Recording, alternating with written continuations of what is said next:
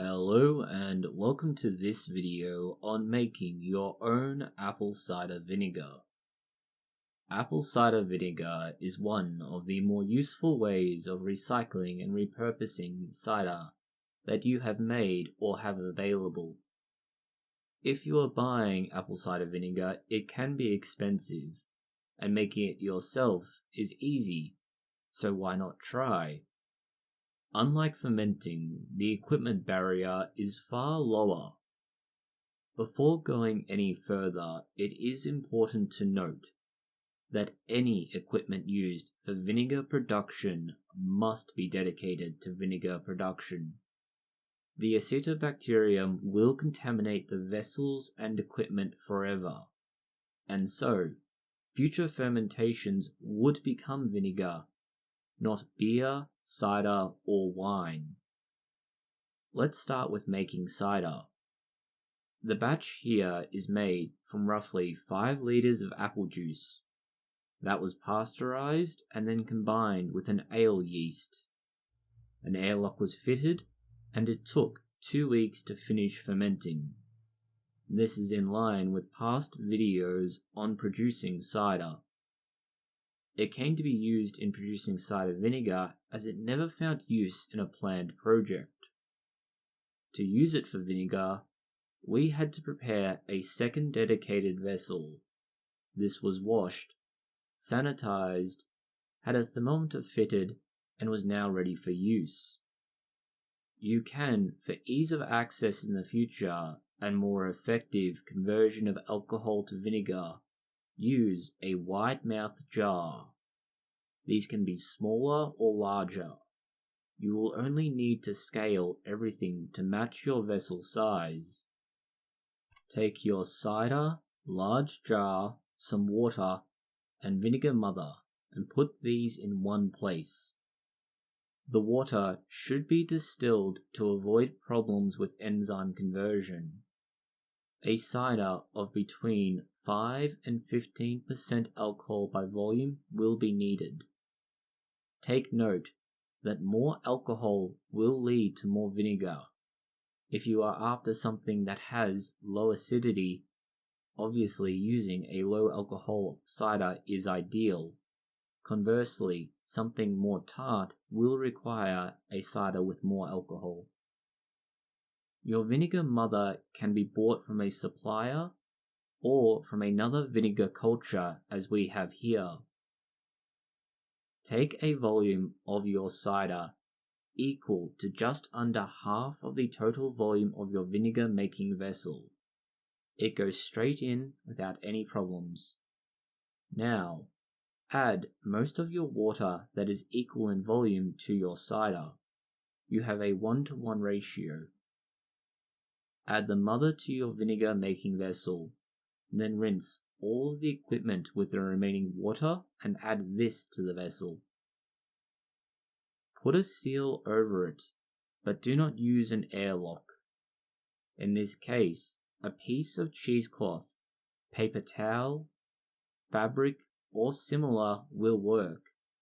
It just has to keep outside things out, but allow for the free flow of air. Fruit flies and other bugs love the vinegar smell and will try to get in, so the barrier is essential. Tie this off with a rubber band, zip tie, or even string. It is mostly to ensure a solid seal around the edge, which prevents these bugs from getting in, and that the cover does not shift or get knocked loose. Put your jar away in a dark, dry place for several months. Keep it at room temperature, or between 25 and 30 degrees centigrade if you are after the most efficient conversion. Anything lower will slow down the process.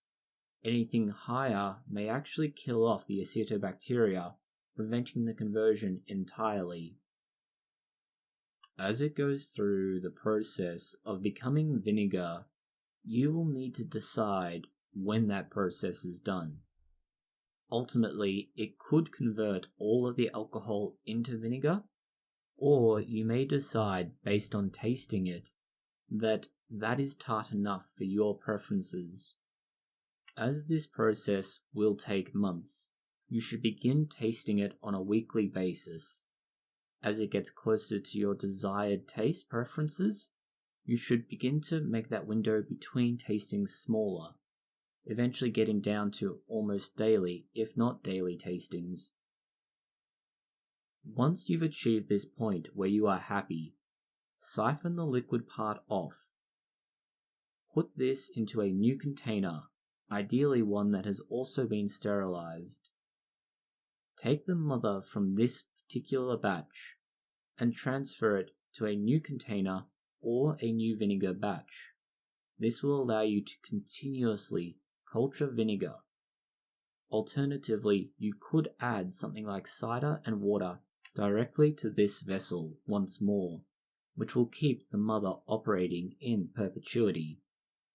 The vinegar that you have siphoned off needs to be pasteurized, as the acetobacteria will still be present in small numbers in the siphoned vinegar, as not all is present in the mother.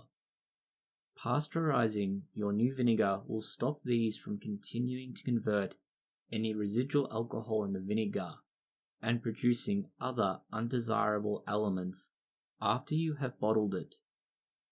Pasteurization is done by heating it to a point over 60 degrees centigrade, but try to keep it below 70. This will exclude most canning setups. The process of producing vinegar is not limited to just converting cider into apple cider vinegar, but it will work with other wine, beer, and fermented products. You can avoid the need for alcohol entirely.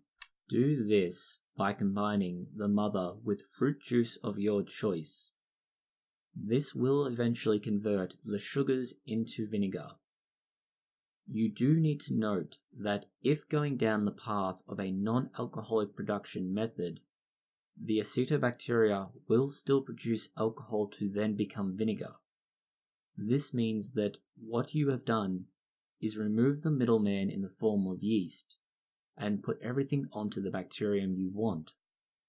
It does take longer as a consequence. Yeast is highly efficient at converting sugar into alcohol. The acetobacterium is less so. It will work, but it will take much longer this way. If you want a more efficient and effective means of producing vinegar, it is strongly suggested that you use a yeast-based system first to produce an alcoholic beverage and then convert to that. Other ideas for vinegar production beyond wine, beer, and cider are things like kombucha, which can be an interesting tasting product, malt extract, which will create a malted cider. These are just a few options, and none of them are especially exciting in terms of what you can do initially. But if you are willing to be more creative and adventurous, or you have something that you'd rather not waste after having fermented it, you can try and turn it into vinegar. Vinegar is one of the more effective ways to recycle and repurpose existing things that you have that you were unsure of what you were going to do with, or if it was still usable for its intended purpose. Thank you for watching this video. Hopefully you found it interesting and useful. If so, consider liking, sharing, and subscribing. Please post any comments, questions, or suggestions down below.